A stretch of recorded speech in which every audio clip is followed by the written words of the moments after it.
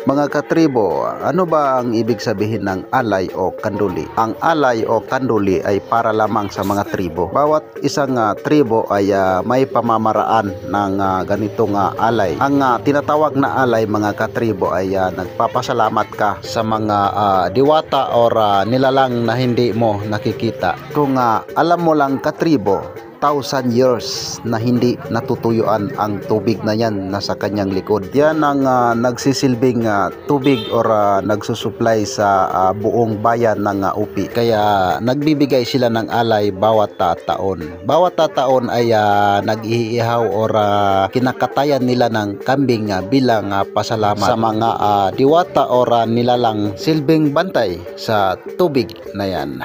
Pagmasdan at dinggin ang sinasabi ng nakakataas sa tribo. In the year 2004, kuni tinuko ba Rumaw ini.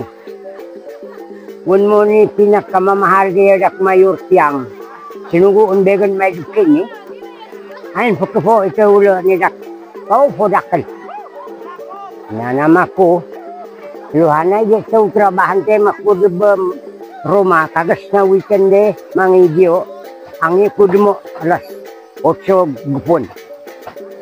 Inimito ako bula o ng pag-dot ko Wait ko mount, naan ba ko sa taos ko Nok dahil bitundog began. Nakasigir na ang robleo ng idyo. Nabingi de kagin ni ilaw de beno, mangigefe ba de ke wayag ni, ilaw bleo ni manok, singa kanduli o mo began kambing.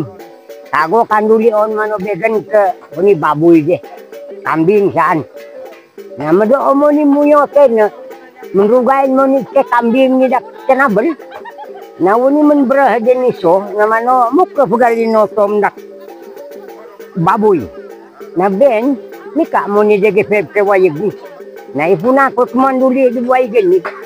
Na amo manok ke ndak kanduli o mo began bakakadamo mano daklar kakeluno mano uyagu mano manok debnan na pago ko wayag mano mga ibilfakanan pelasang ko mano mga betuduk mamutin ni gumah debe iyo